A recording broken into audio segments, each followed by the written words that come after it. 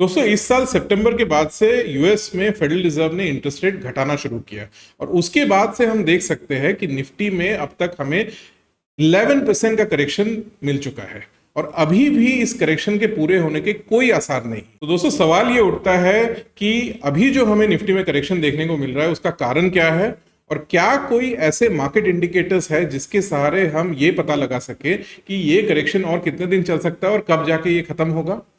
दोस्तों इन्हीं सवालों का जवाब हम इस एपिसोड में खोजने की कोशिश करेंगे।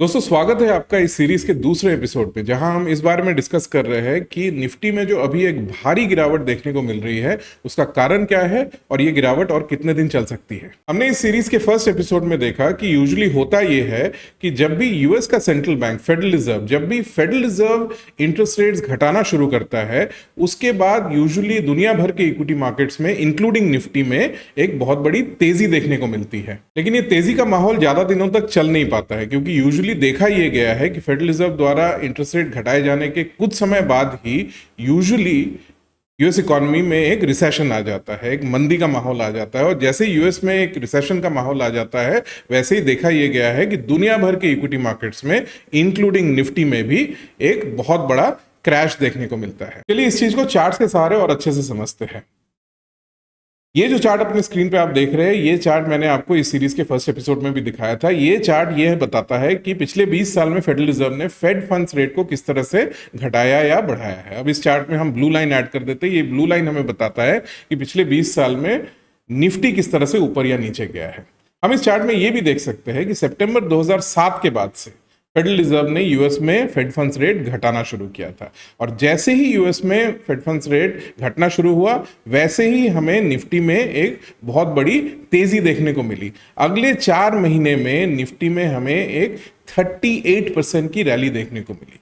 लेकिन ये रैली चला बस 4 महीने, क्योंकि जनवरी 2008 के बाद यूएस में एक रिसेशन आ गया और यूएस में जैसे ही रिसेशन शुरू हुआ वैसे ही दुनिया भर के इक्विटी मार्केट्स में एक बहुत बड़ा क्रैश देखने को मिला।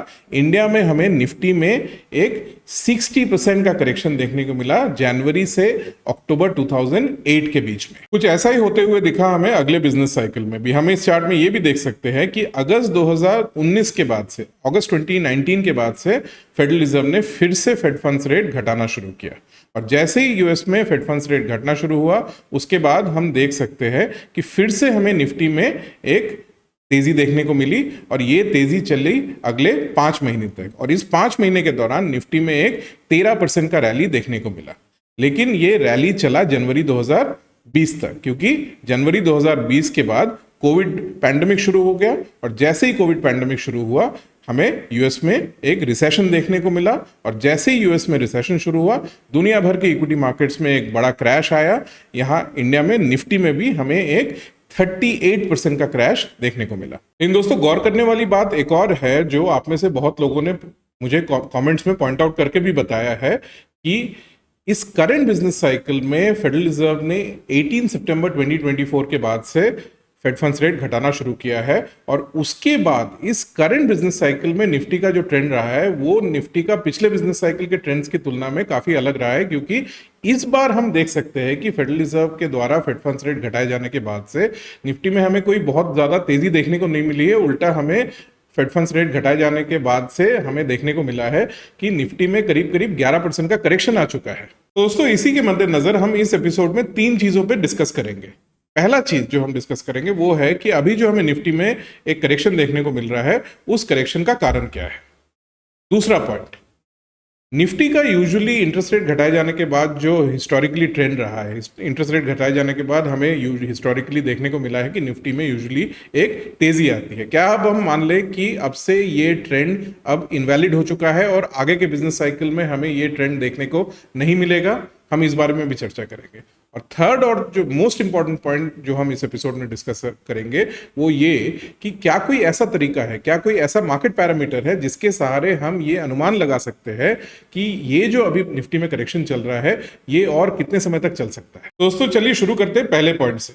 और वो ये कि पिछले 2 महीने में हमें निफ्टी में जो करेक्शन देखने को मिला है उसका कारण क्या है। वैसे तो दोस्तों इस करेक्शन के कई सारे कारण गिनाए जा सकते हैं। पहला तो रशिया और यूक्रेन के बीच में एक युद्ध की स्थिति है। मिडल ईस्ट में भी एक इजराइल और ईरान के बीच में एक युद्ध की स्थिति बनी हुई है। इसके अलावा हम देख सकते हैं कि पिछले 2 महीने में चाइना में वहाँ की सरकार ने एक बहुत बड़ा स्टिमुलस प्रोग्राम अनाउंस किया, जिसके चलते एफआईआईज ने अपना जो इंडिया एलोकेशन है वो कुछ हद तक इंडिया से शिफ्ट करके वो चाइना ले जाने लगे। और इन सारे फैक्टर्स का हमारे मार्केट पर प्रभाव तो पड़ा है। लेकिन अगर आप मुझसे पूछे कि अभी जो ये करेक्शन चल रहा है उसका सबसे बड़ा कारण क्या है, तो मेरे हिसाब से अभी ऑनगोइंग करेक्शन का सबसे बड़ा कारण है पिछले 2 महीने में यूएस के जो फाइनेंशियल सिस्टम है उसमें एक लिक्विडिटी में बहुत हद तक कमी आई है। और जब यूएस फाइनेंशियल सिस्टम के लिक्विडिटी में कमी आती है तो उसका प्रभाव सारी दुनिया के मार्केट्स पे पड़ता है। तो अगला जो सवाल ऑटोमेटिकली उठता है वो ये कि पिछले 2 महीने में ऐसा क्या हो गया है जिसके चलते यूएस फाइनेंशियल सिस्टम में लिक्विडिटी में कमी आने लगी है। अगर आप ये सवाल मुझसे पूछेंगे तो मैं कहूंगा कि पिछले 2 महीने में यूएस फाइनेंशियल सिस्टम में लिक्विडिटी कम होने का जो मेन कारण है वो है ये। दोस्तों ये चार्ट हमें बताता है कि यूएस में जो यूएस गवर्नमेंट का 10 साल का बॉन्ड होता है, उस बॉन्ड में जब आप इन्वेस्ट करते हैं तो यूएस गवर्नमेंट आपको सालाना एक इंटरेस्ट पे करता है। इस इंटरेस्ट को US government 10 year bond yields भी कहा जाता है। तो ये चार्ट हमें बताता है कि यूएस गवर्नमेंट के 10 ईयर बॉन्ड्स में अगर आप इन्वेस्ट करते तो उससे जो आपको इंटरेस्ट मिलता, उससे जो आपको यील्ड मिलता, वो यील्ड पिछले 2 साल में किस तरह से ऊपर या नीचे गया है। और हम इस चार्ट में ये भी देख सकते हैं कि पिछले 2 महीने में US government 10 year bond yields में एक बहुत बड़ा इजाफा आया है। ये यील्ड काफी ऊपर गए हैं पिछले 2 महीने में। हम इस चार्ट में देख सकते हैं कि 16 सितंबर 2024 को US government 10 year bond yield था 3.62% पे। फेडरल रिजर्व ने यूएस में इंटरेस्ट रेट घटाना शुरू किया 18 सितंबर 2024 के बाद से। उस दिन के 2 दिन पहले US government 10 year bond yields था 3.62% पे, और ये 3.62% बढ़ के हो गया 4.31% बाय 4 नवंबर 2024। 4 नवंबर मतलब यूएस इलेक्शंस के एक दिन पहले, मतलब 1.5 महीने के दौरान में यूएस गवर्नमेंट 10 ईयर का जो बॉन्ड यील्ड्स था वो 3.62% से बढ़ के चला गया 4.31%, मतलब करीब करीब 0.7 परसेंटेज पॉइंट्स का इंक्रीज सिर्फ 1.5 महीने के अंतराल में। और दोस्तों जब बॉन्ड यील्ड्स बड़े कम समय में इतना ज्यादा बढ़ जाते हैं तो उसका फाइनेंशियल इंपैक्ट क्या होता है? वेल टू बी ऑनेस्ट ये एक बहुत कॉम्प्लेक्स टॉपिक है, लेकिन आप में से अगर कोई बॉन्ड यील्ड्स और बॉन्ड प्राइसेस का रिलेशनशिप समझता है तो उनको पता होगा कि जब भी बॉन्ड्स का इंटरेस्ट रेट, बॉन्ड्स का यील्ड्स बढ़ता है तो बॉन्ड्स के जो प्राइसेस है, बॉन्ड्स का जो एनएवी है वो घटता है। दोस्तों इस चीज को आप एक और तरह से समझ सकते हैं। अगर मान लीजिए कि एक डेट फंड है। डेट फंड क्या होता है? डेट फंड अपना सारा पैसा बॉन्ड्स में इन्वेस्ट करता है। तो मान लेते हैं कि एक डेट फंड है जो अपना सारा पैसा यूएस गवर्नमेंट 10 ईयर बॉन्ड्स में इन्वेस्ट करता है। ये भी मान लेते हैं कि इस डेट फंड का जो एनएवी था 16 सितंबर 2024 को, वो एनएवी था $100। तो अगर इस डेट फंड ने 16 सितंबर 2024 को अपना सारा पैसा यूएस गवर्नमेंट 10 ईयर बॉन्ड्स में इन्वेस्ट किया होता तो इस डेट फंड का एनएवी 4 नवंबर 2024 आते आते इस डेट फंड का एनएवी $100 से घट के $95 पे आ गया होता। और इसका मतलब क्या हुआ? इसका मतलब ये हुआ कि जिसने भी इस डेट फंड में इन्वेस्ट किया था उन सारे इन्वेस्टर्स का 16 सितंबर से 4 नवंबर के बीच में, जो कि एक 1.5 महीने की अवधि है, इतने छोटे से अंतराल में इन सारे इन्वेस्टर्स का 5% का नुकसान हो गया। 1.5 महीने के अंदर जब आपका 5% का नुकसान हो जाता है, इस करेक्शन को अब अगर आप इस लॉस को अगर आप एनुअलाइज करेंगे तो पर ईयर टर्म्स में ये 32% पर ईयर का लॉस बनता है। दोस्तों मैं चाहता हूं कि इस चीज की ग्रेविटी को आप अच्छे से समझें। यहां पे हम किसी इक्विटी फंड की बात नहीं कर रहे हैं, यहां पे हम एक गवर्नमेंट बॉन्ड की बात कर रहे हैं। गवर्नमेंट बॉन्ड्स को यूजुअली एक बहुत ही सेफ इन्वेस्टमेंट माना जाता है, और गवर्नमेंट बॉन्ड्स में भी जब यूएस गवर्नमेंट बॉन्ड्स की बात आती है तो यूएस गवर्नमेंट बॉन्ड्स को तो दुनिया का सबसे सेफ एसेट माना जाता है। और दुनिया के सबसे सेफेस्ट एसेट के केस में हम देख सकते हैं कि 1.5 महीने के अंतराल में एक 5% का करेक्शन आ गया। ये तो ऑलमोस्ट एक equity like correction, equity like volatility हो गया। और बॉन्ड इन्वेस्टर्स को जो इतने कम समय में ये नुकसान हुआ, इस नुकसान का कारण क्या था? पहले इस नुकसान का मेन कारण था, जैसा कि हमने थोड़ी देर पहले देखा, इसका कारण था बहुत ही कम समय में US government 10 year bond yields 3.62% से बढ़कर 4.31% तक चले गए थे। लेकिन फिर सवाल ये उठता है कि ऐसा क्यों हुआ? 18 सितंबर के बाद से फेड ने फेड फंड्स रेट घटाना शुरू किया, और जैसे ही फेड ने फेड फंड्स रेट घटाना शुरू किया, उसके बाद से हम देख सकते हैं कि US government 10 year bond yields continuously ऊपर जाने लगा। US government 10 year bond yields जो फेड फंड्स रेट घटाए जाने के पहले 3.62% पे था, अगले 1.5 महीने में बढ़ के 4.31% पे चला गया। ऐसा क्यों हुआ दोस्तों? उसका कारण यह है कि जब भी फेड फंड्स रेट घटाना शुरू करता है तो उसके चलते यूएस में जितने बैंक्स है, वो बैंक्स अपने जितने लोन्स हैं, home loans, car loans, business loans पे जो इंटरेस्ट रेट चार्ज करते हैं, वो इंटरेस्ट रेट घटाना शुरू करते हैं। और ये रिलेशनशिप हमने इस सीरीज के एपिसोड 1 में देखा था। और बैंक्स अपने लोन्स पे इंटरेस्ट रेट कितनी तेजी से कम करेंगे, ये इस पे डिपेंड करता है कि फेड फंड्स रेट कितनी तेजी से कम कर रहा है। आमतौर पे होता यह है कि यूजुअल जो रेट कट साइकिल्स होते हैं, उनमें फेड साल में 8 बार मीटिंग करता है, और एक मीटिंग में यूजुअली फेड जब रेट काट रहा होता है, तब एक मीटिंग में 0.25% से इंटरेस्ट रेट घटाता है। बट कभी कभी ऐसा भी होता है जब फेड को लगता है कि इकोनॉमी की हालत बहुत ज्यादा नाजुक है और इकोनॉमी को सपोर्ट करने के लिए इंटरेस्ट रेट को बहुत तेजी से नीचे लाना पड़ेगा, और ऐसी सूरत में फेड 0.25% की जगह 0.5% से भी रेट घटाता है। और इस साल सितंबर 2024 के बाद यही हुआ।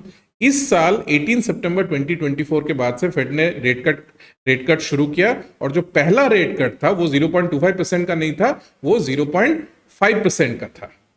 और जब भी फेड इंटरेस्ट रेट बहुत ज्यादा तेजी से नीचे लाने लगता है, तब होता यह है कि बैंक्स भी उतनी ही तेजी से अपने जितने लोन्स हैं उस पे इंटरेस्ट रेट घटाने लगते हैं। और ऐसी सूरत में बॉन्ड इन्वेस्टर्स में ये डर बैठ जाता है कि अगर फेड बड़ी तेजी से फेड फंड्स रेट घटाएगा और इसके चलते बैंक्स बड़ी तेजी से अपने लोन्स पे जो इंटरेस्ट है वो घटाने लगेंगे, तो और ये ऐसा समय पे होगा जब इकोनॉमी अभी भी रीजनेबली स्ट्रांग है। इकोनॉमी स्लो डाउन हो रहा है, लेकिन इकोनॉमी अभी भी रिसेशन में नहीं है, इकोनॉमी अभी भी रीजनेबली स्ट्रांग है।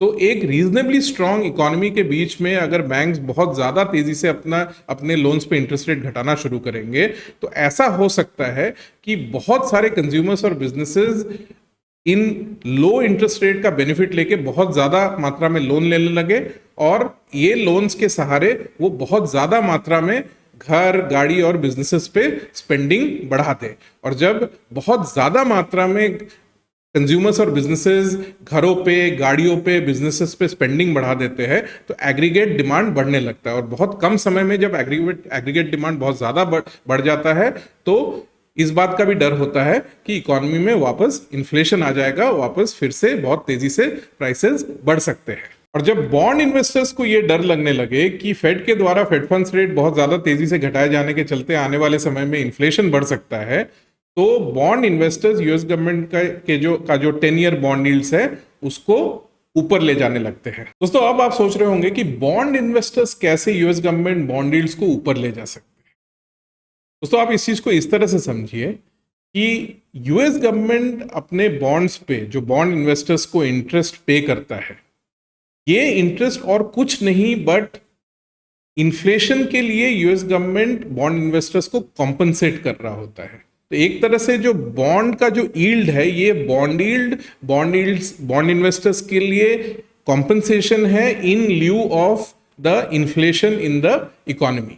तो अगर बॉन्ड इन्वेस्टर्स को लगने लगता है कि आने वाले समय में इन्फ्लेशन ऊपर जाने वाला है, तो बॉन्ड इन्वेस्टर्स भी यूएस गवर्नमेंट बॉन्ड्स पे एक हायर कॉम्पनसेशन मांगेंगे, और इसके चलते यूएस गवर्नमेंट बॉन्ड यील्ड्स ऊपर जाने लगता है। और यूएस गवर्नमेंट का जो बॉन्ड यील्ड्स है वो ऊपर जाता कैसे है? ये इंटायरली एक मार्केट बेस्ड मैकेनिज्म के तहत ऊपर जाता है। यूएस गवर्नमेंट का जो बॉन्ड यील्ड्स है, ये कोई इंडिविजुअल सेट नहीं करता, ये कोई प्रेसिडेंट सेट नहीं करते हैं, ये कोई यूएस गवर्नमेंट के कोई मिनिस्टर सेट नहीं करते हैं। यूएस गवर्नमेंट के बॉन्ड्स पे जो यील्ड्स है ये एक मार्केट बेस्ड मैकेनिज्म के तहत सेट होता है। अगर बॉन्ड इन्वेस्टर्स को लगने लगे कि आने वाले समय में इन्फ्लेशन इकोनॉमी में बढ़ सकता है और इसके चलते उन्हें यूएस गवर्नमेंट बॉन्ड से एक हायर इंटरेस्ट चाहिए, एक हायर कॉम्पनसेशन चाहिए, तो वो करते ये है कि यूएस गवर्नमेंट के जो बॉन्ड्स की खरीदारी है वो कम कर देते हैं। और जैसे ही यूएस गवर्नमेंट के बॉन्ड्स की खरीदारी कम हो जाती है, यूएस गवर्नमेंट के बॉन्ड्स का डिमांड घटने लगता है, तो यूएस गवर्नमेंट को अपना बॉन्ड्स बेचने के लिए ऑटोमेटिकली अपना इंटरेस्ट रेट बढ़ाना पड़ता है ताकि फिर से बॉन्ड इन्वेस्टर्स में यूएस गवर्नमेंट बॉन्ड्स का अट्रैक्टिवनेस इंप्रूव हो। और इस तरह से यूएस गवर्नमेंट बॉन्ड के जो बॉन्ड इन्वेस्टर्स है वो यूएस गवर्नमेंट को फोर्स करते हैं अपने बॉन्ड्स पे इंटरेस्ट रेट बढ़ाने के लिए, ऐसे समय पे जब उनको लगता है कि आने वाले समय पे यूएस इकोनॉमी में इन्फ्लेशन बढ़ सकता है। जैसा कि हम देख सकते हैं कुछ ऐसा ही हुआ 16 सितंबर के बाद से। 16 सितंबर के बाद से US government 10 year bond yields 3.62% से बढ़ के 4.31% तक चला गया। और होता यह है कि जब बहुत ही कम समय में ये बॉन्ड यील्ड्स बहुत तेजी से ऊपर चले जाते हैं तो हमें इस रेड लाइन में, ये जो रेड लाइन अब आप अपने स्क्रीन पे देख सकते हैं, इस रेड लाइन में भी एक स्पाइक देखने को मिलता है। ये रेड लाइन क्या है? ये रेड लाइन है ICE BofA ML move index. BofA stands for Bank of America Merrill Lynch move index. Bank of America Merrill Lynch basically इस इंडेक्स का ओनर है। और ये इंडेक्स हमें, ये मूव इंडेक्स हमें क्या दिखाता है? ये move index basically US government का जो बॉन्ड मार्केट है उस बॉन्ड मार्केट की वॉलेटिलिटी को ट्रैक करता है। आप में से जो भी इक्विटी मार्केट में बहुत समय से ट्रेडिंग कर रहे हैं उन्होंने शायद विक्स का नाम सुना होगा। विक्स क्या है? विक्स बेसिकली इक्विटी मार्केट के वॉलेटिलिटी को ट्रैक करता है। तो जिस तरह विक्स इक्विटी मार्केट की वॉलेटिलिटी को ट्रैक करता है उसी तरह move index US government bond market की वॉलेटिलिटी को ट्रैक करता है। और मूव इंडेक्स जब भी 100 के ऊपर, 100 के ऊपर चला जाता है तो इसको गवर्नमेंट बॉन्ड मार्केट में एक बहुत ज्यादा वॉलेटिलिटी का साइन माना जाता है। और अगर मूव इंडेक्स 120 के ऊपर चला गया तो इसको तो एक डेंजरसली हाई वॉलेटिलिटी का साइन माना जाता है। और जैसा कि हम देख सकते हैं कि नवंबर में मूव इंडेक्स का जो लेवल है ये पहुंच गया था 136 पे। मूव इंडेक्स इतने ज्यादा लेवल पे क्यों पहुंच गया था? इसका कारण ये था क्योंकि फेड द्वारा फेड फंड्स रेट काटे जाने के बाद से US government 10 year bond yields में, जैसा कि हमने देखा, एक बहुत ही कम समय में एक बहुत बड़ी बढ़ोतरी आई थी। और इसके चलते हमें मूव इंडेक्स में भी एक बहुत बड़ा स्पाइक देखने को मिला। इसी तरह हम देख सकते हैं कि पिछले 2 साल में और 4 बार मूव इंडेक्स में इस तरह से पीक बने हैं। और इन चारों बार मूव इंडेक्स में एक स्पाइक आया इसलिए क्योंकि बहुत ही कम समय में US government 10 year bond yields में एक बहुत बड़ी बढ़ोतरी देखने को मिली। फॉर एग्जांपल लास्ट टाइम जो यूएस मूव इंडेक्स में स्पाइक आया वो आया था अगस्त में, जब मूव इंडेक्स पहुंच गया था 121 पे, 121 पे। और उसका कारण ये था क्योंकि जापान का जो सेंट्रल बैंक है, जापानी सेंट्रल बैंक, उसने इंटरेस्ट रेट बढ़ाना शुरू किया था। और इसके चलते US government 10 year bond yields में एक बहुत ही कम समय में, अगस्त के शुरुआती दिनों में, एक बहुत बड़ा इंक्रीज आया था। और इसके चलते मूव इंडेक्स में भी हमें एक बहुत बड़ी बढ़ोतरी देखने को मिली थी। इससे पहले अप्रैल 2024 में भी हमें एक यूएस गवर्नमेंट बॉन्ड यील्ड्स में एक बड़ा स्पाइक देखने को मिला था, जिसके चलते मूव इंडेक्स में एक स्पाइक आया था और मूव इंडेक्स 121 के ऊपर 121 तक पहुंच गया था। उससे पहले हमें अक्टूबर 2023 के दौरान हमें यूएस गवर्नमेंट बॉन्ड यील्ड्स में एक स्पाइक देखने को मिला था, जिसके चलते मूव इंडेक्स उस बार 142 तक पहुंच गया था। इससे पहले हमें मार्च 2023 में यूएस गवर्नमेंट बॉन्ड यील्ड्स में एक बहुत बड़ा इंक्रीज देखने को मिला था, जिसके चलते इस बार तो जो मूव इंडेक्स है वो 199 तक पहुंच गया था।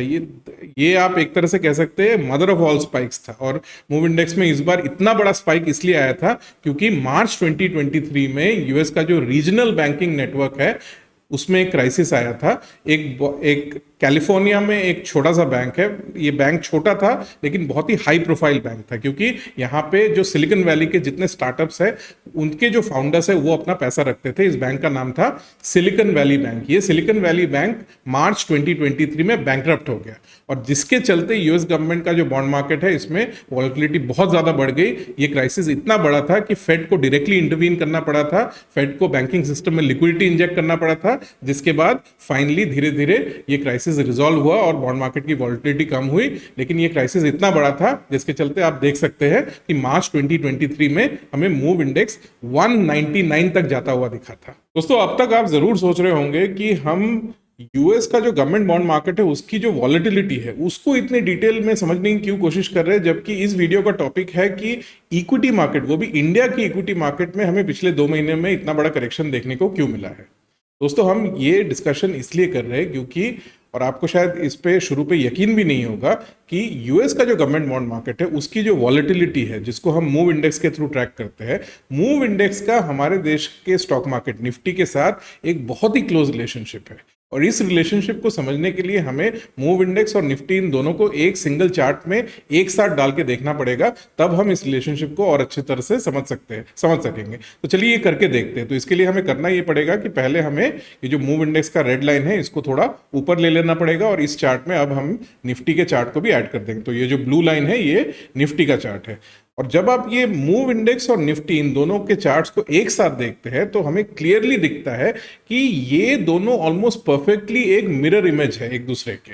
जब ये रेड लाइन जो मूव इंडेक्स है, यूएस गवर्नमेंट के बॉन्ड मार्केट की जो वॉलेटिलिटी जिससे देखा जाता है, जब ये रेड लाइन ऊपर जा रहा होता है तो निफ्टी में एक करेक्शन आ रहा होता है। और जब मूव इंडेक्स नीचे आ रहा होता है, मतलब यूएस गवर्नमेंट के बॉन्ड मार्केट की वॉलेटिलिटी कम हो रही होती है, तब निफ्टी में हमें एक रैली देखने को मिलता है।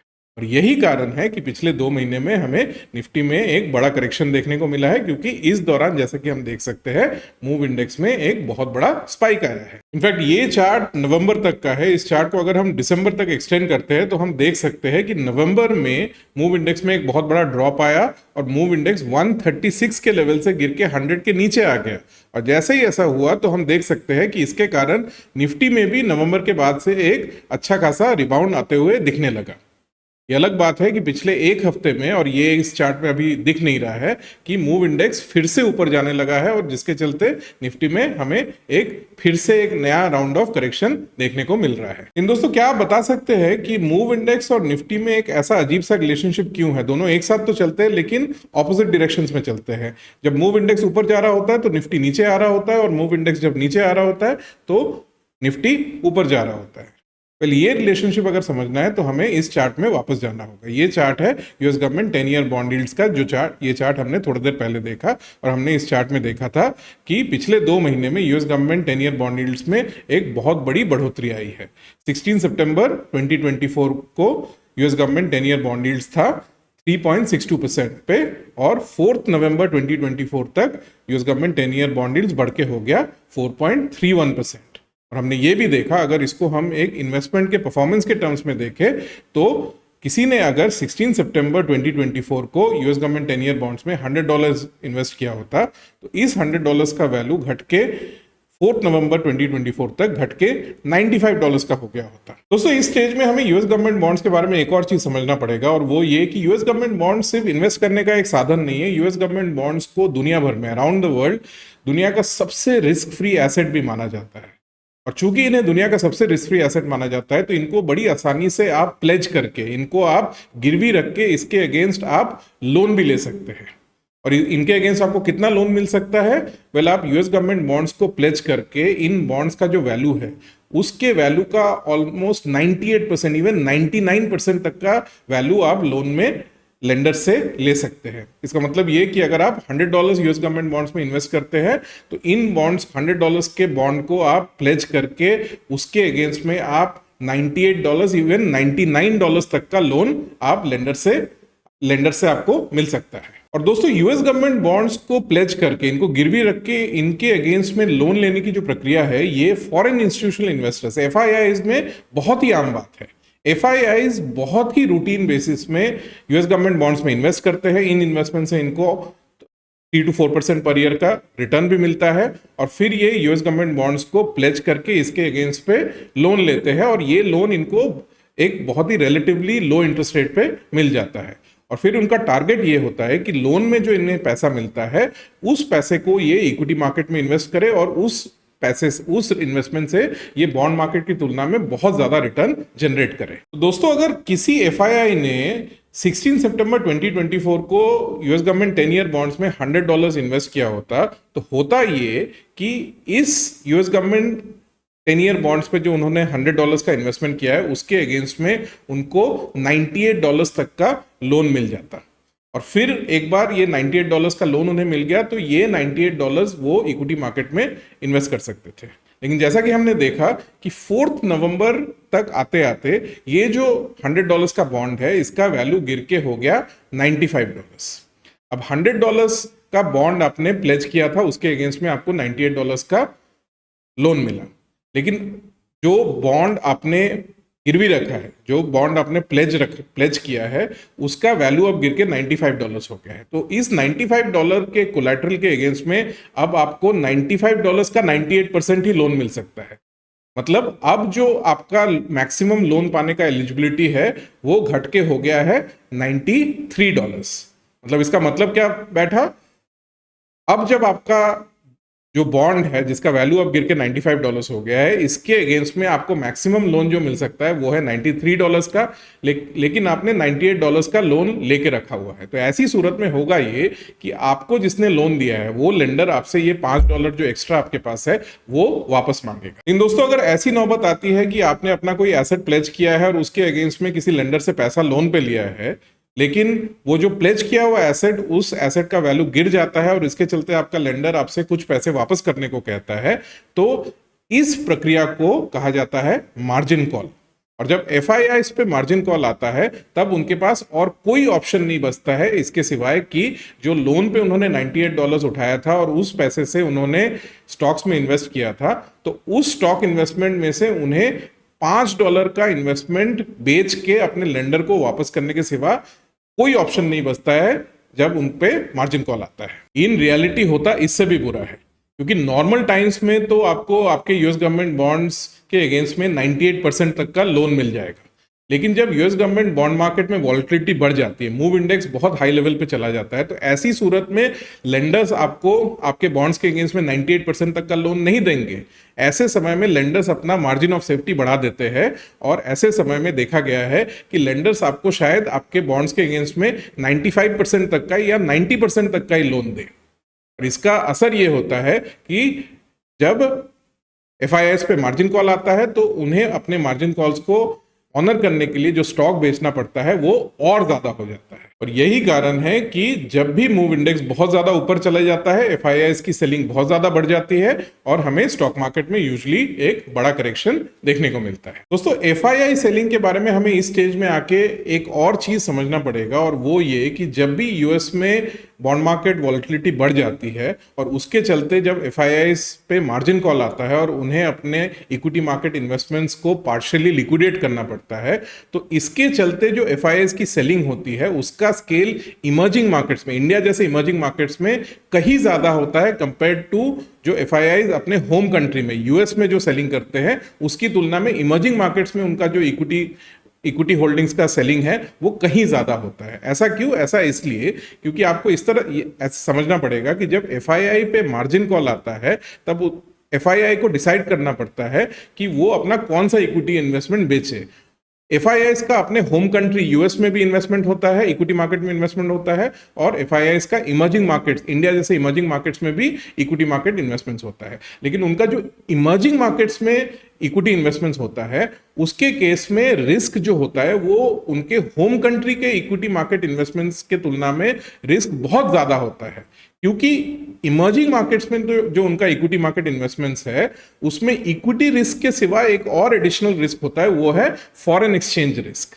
और इसीलिए जब एफआईआईएस पे मार्जिन कॉल आता है तो लाजमी है कि एफआईआईज अपना जो रिस्कियर इन्वेस्टमेंट है, जो कि इंडिया जैसे इमर्जिंग मार्केट्स में उनका इक्विटी इन्वेस्टमेंट्स है, वो उनका ज्यादा रिस्क वाला इन्वेस्टमेंट है, तो ये अपने ज्यादा रिस्क वाले इन्वेस्टमेंट्स को पहले बेचते हैं और ज्यादा मात्रा में बेचते हैं। और यही कारण है कि जब भी यूएस के गवर्नमेंट बॉन्ड मार्केट की वॉलेटिलिटी में एक बढ़ोतरी आती है, जब भी मूव इंडेक्स का लेवल बहुत बढ़ जाता है, तब देखा गया है कि इमर्जिंग मार्केट्स में एफआईआईज जितना सेलिंग करते हैं वो बहुत ज्यादा होता है compare to the amount of selling जो वो अपने होम कंट्री यूएस में जितना वो सेलिंग करते हैं उसकी तुलना में इमर्जिंग मार्केट्स में सेलिंग और बहुत ज्यादा करते हैं। इसीलिए जो स्केल ऑफ करेक्शन होता है ऐसे समय पे वो इमर्जिंग मार्केट्स में कहीं ज्यादा होता है कंपेयर टू यूएस मार्केट्स में जो करेक्शन देखा गया। और यही हमने पिछले 2 महीने में भी देखने को मिला है कि इंडिया जैसे इमर्जिंग मार्केट्स में एफआईआईज ने सेलिंग भी ज्यादा करी है और इंडिया जैसे मार्केट्स में करेक्शन भी ज्यादा हुआ है कंपेयर टू जो करेक्शन हमें यूएस मार्केट में देखने को मिला है। अब दोस्तों आते हैं आज के डिस्कशन के सबसे इंपॉर्टेंट सवाल पे, और वो ये कि आगे चल के निफ्टी में क्या हो सकता है। अब तक हमें यूएस गवर्नमेंट बॉन्ड यील्ड्स में एक बहुत बड़ा जंप देखने को मिला है और उसके चलते हमें निफ्टी में 11% का करेक्शन होते हुए दिखा है। और आज की तारीख में सारे इन्वेस्टर्स के दिमाग में यही सवाल है कि आगे चल के निफ्टी में क्या हो सकता है।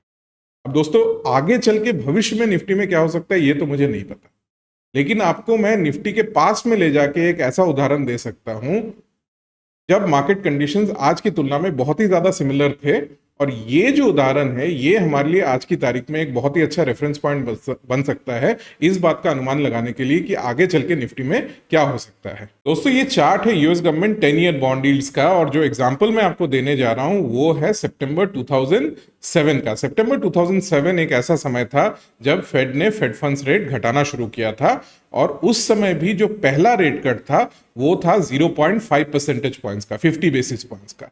ठीक वैसे ही जैसा इस साल हुआ। इस साल मैंने आपको जैसे थोड़ी देर पहले बताया इस वीडियो में ही 2024 में भी सितंबर 2024 के बाद से फेड ने फेड फंड्स रेट घटाना शुरू किया, और इस साल भी जो फेड का पहला रेट कट था वो था 0.5 परसेंटेज पॉइंट्स का।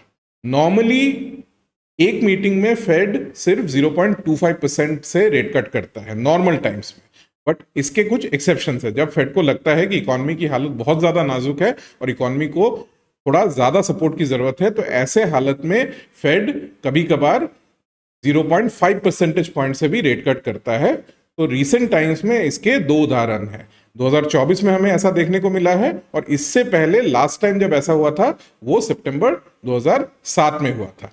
तो ये एक कॉमन फैक्टर रहा है 2007 और 2024 के साइकिल्स में। इन दोनों बार ऐसा देखने को मिला है कि फेड ने फेड फंड्स रेट घटाना शुरू किया, और जो पहला रेट कट था वो एक higher than average 0.5 percentage points का था। और दोस्तों हम देख सकते हैं कि सितंबर 2007 के बाद भी जैसे ही फेड ने फेड फंड्स रेट घटाना शुरू किया वैसे ही हमें 10 ईयर बॉन्ड यील्ड्स में एक स्पाइक देखने को मिला। एक बार नहीं, दो बार।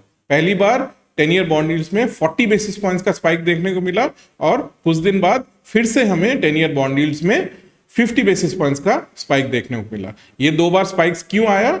रीजन उस समय भी सेम था। जैसे ही फेड ने फेड फंड्स रेट घटाना शुरू किया, 50 बेसिस पॉइंट्स का पहला कट था, वैसे ही बॉन्ड इन्वेस्टर्स में ये डर बैठ गया कि अब इन्फ्लेशन बढ़ सकता है, और जैसे ही बॉन्ड इन्वेस्टर्स में ये डर बैठा तो बॉन्ड इन्वेस्टर्स बॉन्ड यील्ड्स ऊपर ले जाने लगे। लेकिन दोस्तों हम ये भी देख सकते हैं कि बॉन्ड इन्वेस्टर्स में जब ये डर बैठ जाता है कि इन्फ्लेशन बढ़ सकता है, और इस डर के चलते बॉन्ड इन्वेस्टर्स कुछ समय के लिए बॉन्ड यील्ड्स को ऊपर तो ले जा सकते हैं, लेकिन बॉन्ड यील्ड्स हायर लेवल पे बहुत ज्यादा समय तक सस्टेन तभी कर सकते हैं अगर एक्चुअल इकोनॉमिक डेटा में भी दिखने लगे कि इन्फ्लेशन एक्चुअली बढ़ रहा है। लेकिन इन्फ्लेशन का डेटा जो है वो यूएस में हर महीने रिलीज होता है, और एक्चुअल इकोनॉमिक डेटा जब रिलीज होता है और उस डेटा में अगर ये दिखने लगे कि इन्फ्लेशन बढ़ नहीं रहा है, उल्टा इन्फ्लेशन घट रहा है, क्योंकि इकोनॉमी निरंतर स्लोडाउन की तरफ बढ़ रही है, इकोनॉमी निरंतर रिसेशन की तरफ बढ़ रही है, तो ऐसी सूरत में बॉन्ड यील्ड्स हायर लेवल पे बहुत ज्यादा समय तक सस्टेन नहीं कर सकते हैं। कुछ समय बाद जब ये क्लियर हो जाता है कि इन्फ्लेशन एक्चुअली बढ़ नहीं रहा है, तो थोड़े समय के बाद होता यह है कि बॉन्ड यील्ड्स फिर से नीचे आने लगते हैं। और सितंबर 2007 के बाद भी एग्जैक्टली यही हुआ। दो बार बॉन्ड यील्ड्स में स्पाइक तो हुआ, लेकिन एक्चुअल इकोनॉमिक डेटा जब आया तो उसमें दिखा कि इन्फ्लेशन एक्चुअली बढ़ नहीं रहा है, और जैसे ही ये कंफर्म हो गया कि इन्फ्लेशन एक्चुअली बढ़ नहीं रहा है, उसके बाद हम देख सकते हैं कि दोनों बार बड़ी तेजी से बॉन्ड यील्ड्स फिर से नीचे आने लगे। और जनवरी 2008 तक आते आते तो यूएस इकोनॉमी एक रिसेशन में चली गई, और जैसे ही यूएस में एक रिसेशन शुरू हुआ उसके बाद इकोनॉमिक कंडीशंस बहुत ज्यादा तेजी से खराब होने लगे। स्पेशली 2008 के अंत के तरफ इकोनॉमिक कंडीशंस में जो डिटोरिएशन था वो बहुत ज्यादा रैपिड हो गया। सितंबर 2008 के बाद स्पेशली ये डिटोरिएशन बहुत ज्यादा तेजी पकड़ने लगा। सितंबर 2008 ऐसा समय था जब यूएस के बैंकिंग सेक्टर में बहुत सारी बैंक्रप्सीज देखने को मिली। इनमें से जो सबसे हाई प्रोफाइल बैंक्रप्सी था वो था लीमन ब्रदर्स का, जो सितंबर 2008 में बैंक्रप्ट हो गई, और उसके बाद इकोनॉमिक कंडीशंस में जो डिटोरिएशन था वो बहुत ज्यादा रैपिडली बढ़ने लगा। और हम देख सकते हैं कि सितंबर 2008 के बाद इकोनॉमिक कंडीशंस के डिटोरिएशन के चलते 10 year bond yields completely collapse कर गया। और इस पूरी प्रक्रिया का स्टॉक मार्केट पे क्या असर पड़ा, स्पेशली इंडिया के स्टॉक मार्केट पे क्या असर पड़ा, वो समझने के लिए हमें इस चार्ट में निफ्टी का चार्ट भी ऐड करके देखना पड़ेगा। तो चलिए वो करके देख लेते हैं। वो करने के लिए हमें पहले US government 10 year bond yields का जो ये चार्ट है इसको थोड़ा ऊपर लेना पड़ेगा और नीचे हमें निफ्टी का चार्ट ऐड कर लेना पड़ेगा। और जब हम 10 ईयर बॉन्ड यील्ड्स और निफ्टी का चार्ट दोनों एक साथ देखते हैं तो हम देख सकते हैं कि सितंबर 2007 के बाद, सितंबर 2007 वो समय था जब फेड ने फेड फंड्स रेट घटाना शुरू किया, और 2008 वो समय था जिसके बाद यूएस में एक रिसेशन शुरू हो गया। इन 2 महीनों के बीच में ये जो 4 महीने का पीरियड था, इस 4 महीने के पीरियड के दौरान हमने देखा कि US government 10 year bond yields में 2 बार बड़े स्पाइक्स आए। एक बार 40 बेसिस पॉइंट्स का स्पाइक आया, दूसरी बार 50 बेसिस पॉइंट्स का स्पाइक आया। और इसके चलते निफ्टी पे हम देख सकते हैं एक बहुत बुरा असर पड़ा। इसके चलते निफ्टी में इस दौरान बहुत ज्यादा वॉलेटिलिटी बनी रही। हम देख सकते हैं कि इस 4 महीने के दौरान हमें एक बार नहीं, 2 बार नहीं, बट 3 बार निफ्टी में 5% प्लस का करेक्शन देखने को मिला। जो पहला करेक्शन इस दौरान हमें देखने को मिला वो एक ऑलमोस्ट 9% का करेक्शन था। उसके बाद हमें फिर से एक बार एक 7% का करेक्शन देखने को मिला, और तीसरी बार भी हमें एक बार फिर से 7% का करेक्शन देखने को मिला। और इतनी ज्यादा वॉलेटिलिटी के बावजूद भी, 3 बार 5% प्लस करेक्शन होने के बावजूद भी इस 4 महीने के दौरान हम देख सकते हैं कि निफ्टी में इस दौरान 38% की रैली आई।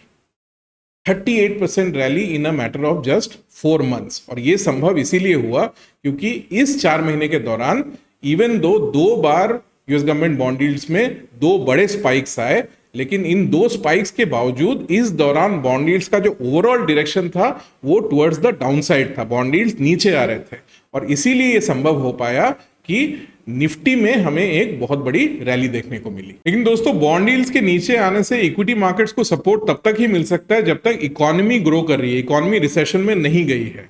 लेकिन एक बार इकोनॉमी रिसेशन में चले जाए उसके बाद इक्विटी मार्केट्स को कोई सपोर्ट नहीं मिल सकता। इसीलिए हम देख सकते हैं कि जनवरी 2008 के बाद जब यूएस इकोनॉमी रिसेशन में चली गई, उसके बाद हमें स्टॉक मार्केट में, इंडिया के निफ्टी में एक 60% करेक्शन देखने को मिला जनवरी से अक्टूबर 2008 के बीच में। और दोस्तों, हम ये भी देख सकते हैं कि सितंबर 2007 के बाद जब फेड ने फेड फंड्स रेट घटाना शुरू किया, उसके बाद निफ्टी में जैसा ट्रेंड देखने को मिला था, हमें 2024 में भी, सितंबर 2024 के बाद फेड ने फेड फंड्स रेट घटाना शुरू किया, उसके बाद से अभी तक हमें निफ्टी में एग्जैक्टली वैसा ही ट्रेंड देखने को मिला है। सितंबर 2024 के बाद से हमने देखा कि जैसे ही फेड ने फेड फंड्स रेट घटाना शुरू किया, उसके बाद गवर्नमेंट बॉन्ड यील्ड्स में एक स्पाइक आया, और उसके चलते निफ्टी में हमें अभी तक 11% का करेक्शन देखने को मिला है। ठीक वैसे ही जैसे कि सितंबर 2007 के बाद फेड ने फेड फंड्स रेट घटाना शुरू किया था, और उसके बाद एक बार नहीं, 2 बार नहीं, बट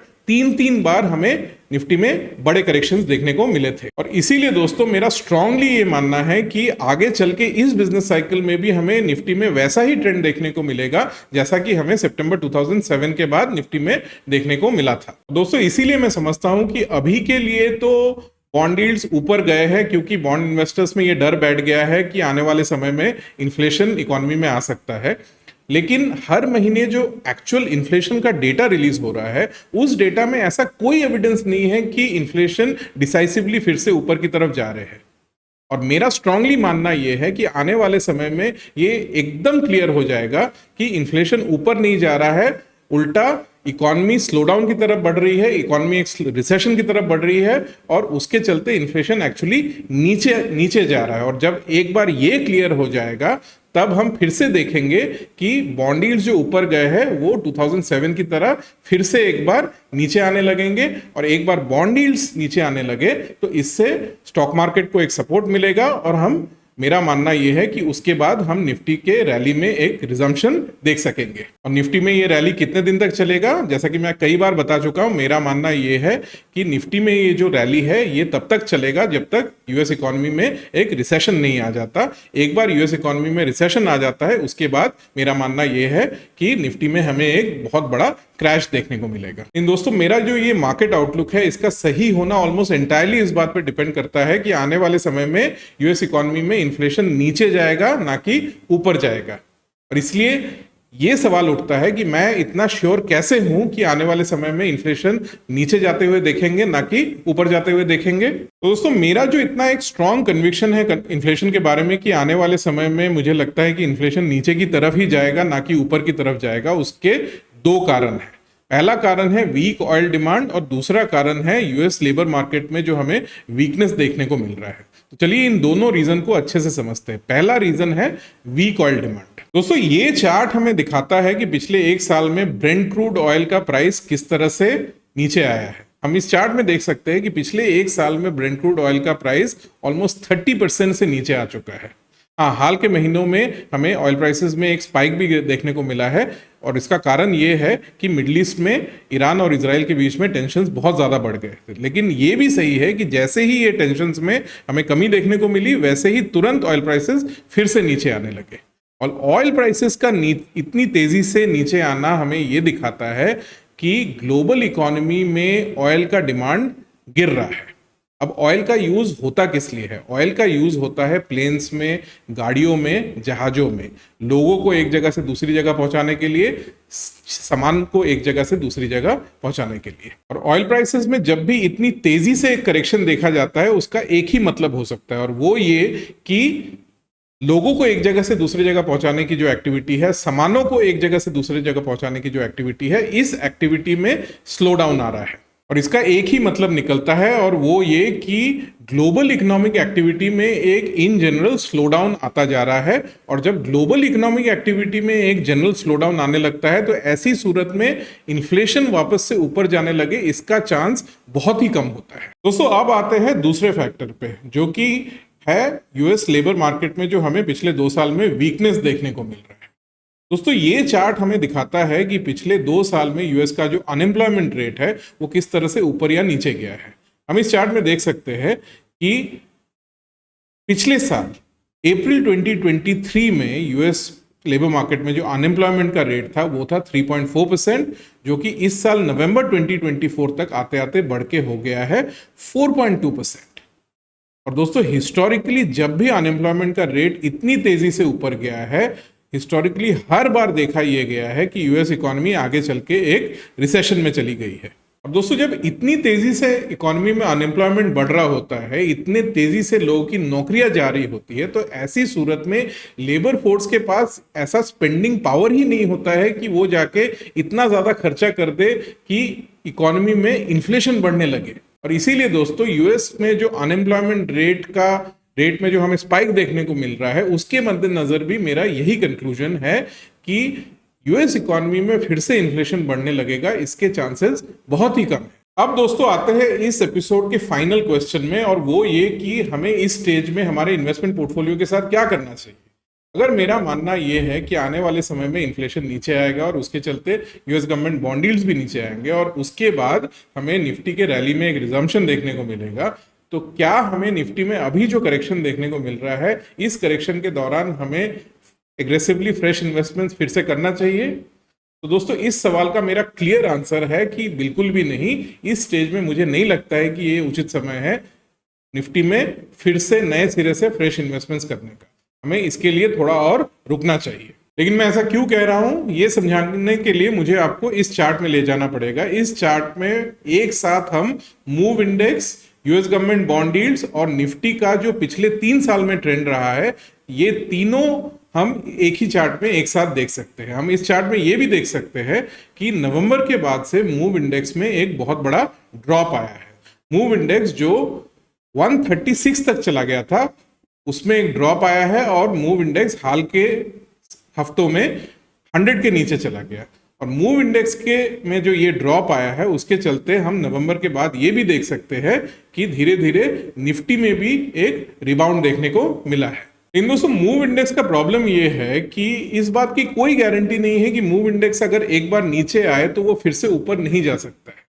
इनफैक्ट पिछले एक हफ्ते में एग्जैक्टली यही हो रहा है। मूव इंडेक्स नीचे आने के बाद हम पिछले एक हफ्ते में देख सकते हैं कि मूव इंडेक्स फिर से एक बार ऊपर जाने लगा है और इस चलते पिछले एक हफ्ते में निफ्टी में फिर से हमें एक भारी करेक्शन देखने को मिला है। पिछले एक हफ्ते में निफ्टी ऑलमोस्ट 1300 पॉइंट गिर गया है। दोस्तों फिर सवाल ये उठता है कि हम कैसे कंफर्म कर सकते हैं कि ये करेक्शन कब पूरा होगा। तो दोस्तों हिस्टोरिकली देखा ये गया है कि मूव इंडेक्स के ऊपर जाने के बाद अगर निफ्टी में करेक्शन आता है तो उस करेक्शन के पूरे हो जाने का जो सबसे ठोस सिग्नल होता है वो ये होता है कि मूव इंडेक्स नीचे जाए और उसके साथ साथ यूएस गवर्नमेंट बॉन्ड यील्ड्स भी नीचे जाए।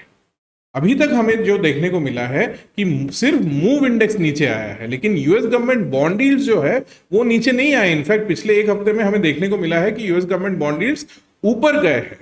इसलिए इस स्टेज में जो सिग्नल मैं वेट कर रहा हूं वो ये कि मूव इंडेक्स नीचे आए और उसके साथ साथ यूएस गवर्नमेंट बॉन्ड यील्ड्स भी नीचे आए। और जब तक ऐसा नहीं होता है तब तक मेरे लिए ये करेक्शन पूरा नहीं हुआ है। इसीलिए इस स्टेज पे जिस सिग्नल का मैं बेसब्री से इंतजार कर रहा हूं वो ये कि मूव इंडेक्स भी नीचे आया और उसके साथ साथ यूएस गवर्नमेंट बॉन्ड यील्ड्स भी नीचे आया। और एक बार मुझे ये सिग्नल मिल गया वो मेरे लिए फाइनल कॉन्फर्मेशन होगा कि ये करेक्शन अब पूरा हो चुका है और उस स्टेज के बाद मैं बहुत एग्रेसिवली निफ्टी में फिर से इन्वेस्ट करना शुरू करूंगा। और इसीलिए दोस्तों इस स्टेज में मैंने अपने पर्सनल पोर्टफोलियो और मेरे क्लाइंट्स के पोर्टफोलियो में भी एक अच्छा खासा पोर्शन कैश में और डेट फंड्स में शिफ्ट कर दिया है। और मैं बेसब्री से इस बात का इंतजार कर रहा हूं कि यूएस गवर्नमेंट बॉन्ड यील्ड्स और मूव इंडेक्स दोनों सब्सटेंशियली नीचे आए। और एक बार जब ऐसा होता है उसके बाद मैं अपने पर्सनल पोर्टफोलियो और मेरे क्लाइंट्स के पोर्टफोलियो में एग्रेसिवली इक्विटी का वेटेज बढ़ाना शुरू करूंगा। इन दोस्तों इस स्टेज में ये एब्सोल्युटली क्रिटिकल है कि हम जो हमारे इन्वेस्टमेंट डिसीजंस है वो एक रूल्स बेस्ड अप्रोच के तहत ले, ना कि हमारे गट फीलिंग के बेसिस पे ले। और मेरी इस एपिसोड में यही कोशिश रही है कि आपको मूव इंडेक्स और यूएस गवर्नमेंट बॉन्ड यील्ड्स के माध्यम से आपको एक ऐसा रूल्स बेस्ड अप्रोच दे सकूं जिसके सहारे आप निफ्टी में जो अभी एक वॉलेटाइल पीरियड चल रहा है इस पीरियड के दौरान आप अपने इन्वेस्टमेंट डिसीजंस को एक रूल्स बेस्ड अप्रोच के सहारे ले सके और अपने इन्वेस्टमेंट से इस वॉलेटाइल पीरियड के दौरान अपने इन्वेस्टमेंट से एक बहुत बढ़िया आउटकम अचीव कर सके। दोस्तों अब इस एपिसोड को मैं यहाँ पे आके समाप्त करता हूँ। मुझे पूरी आशा है कि इस एपिसोड के दौरान जो इनसाइट्स मैंने आपके साथ शेयर किए वो आपके काम आएंगे और आपको पसंद भी आया होगा। और अगर आपको ये इनसाइट्स पसंद आए हैं तो कृपया करके आप इस वीडियो को जरूर लाइक करें और शेयर करें और प्लीज मेरे चैनल को सब्सक्राइब करना ना भूलिएगा। Thank you very much.